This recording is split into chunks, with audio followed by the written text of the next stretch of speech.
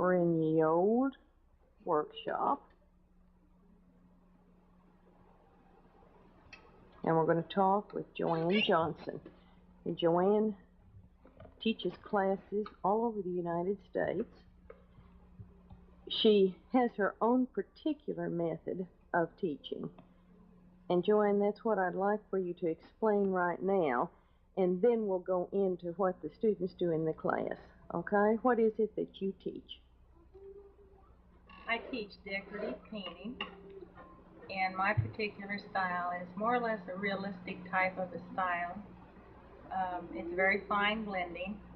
It isn't like a canvas painter who stands at their easel and reaches out with the arm and creates an impression. We get very close, and you can see I'm sitting here with my palette in my lap, and I have some explanatory things here, but this is where I also will paint. So when I'm going to paint, I'll sit here and paint closely. I'm not standing, I'm sitting. And I usually will paint on objects that are used around the house.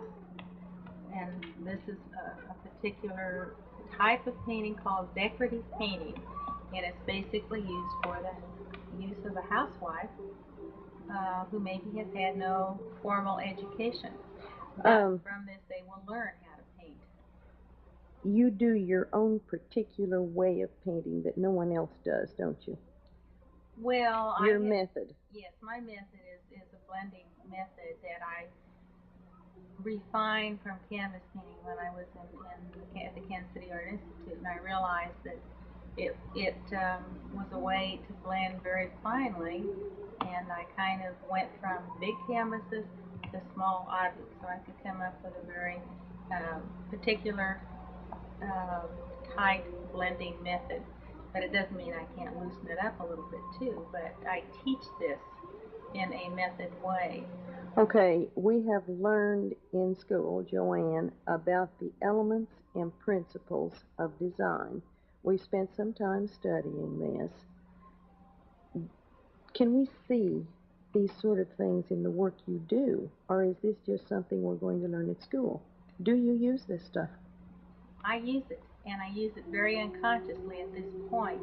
And sometimes I don't think enough when I use it, but it comes out because I practiced a lot. And I learned a lot after I got out of art school, basically by just sitting here and working and working these things out as I've done this. But I learned my principles in art school, and I have learned a lot from my mistakes, so we can't discount that. I do have some samples here. Barbara and I wanted to talk about some things that I have done, good or bad, but they're here, and I'll try and lead you in some thinking of things that I have the principles that I've applied in some of the things that I put out, because I put out a lot of books and a lot of separate individual patterns for girls to paint from. That's basically what I like to do, is to create. So, because I have had artistic background training, and a lot of the girls that I teach haven't. So what we're learning in class, you're using? Absolutely. Okay. And I'm trying to teach some of this to some of the girls that paint. So what I'm showing you are things that I put out through the years using some of these principles. And I thought we'd just take some of these some of these designs at random, and I'll just point out some things that I have used that you might want to use in some of your painting. And I picked this particular pattern up that I did many years ago, and as I'm looking at this and thinking, what can you learn from this, I see that I've used a lot of light and dark in this painting. I've kind of made a center of interest kind of right here. I've used space. You've learned space, and when you use space, you learn negative space as well as positive space. Negative space is this space back here that really doesn't say anything, but it's very important to your picture. This is as important as some of the space that's in here.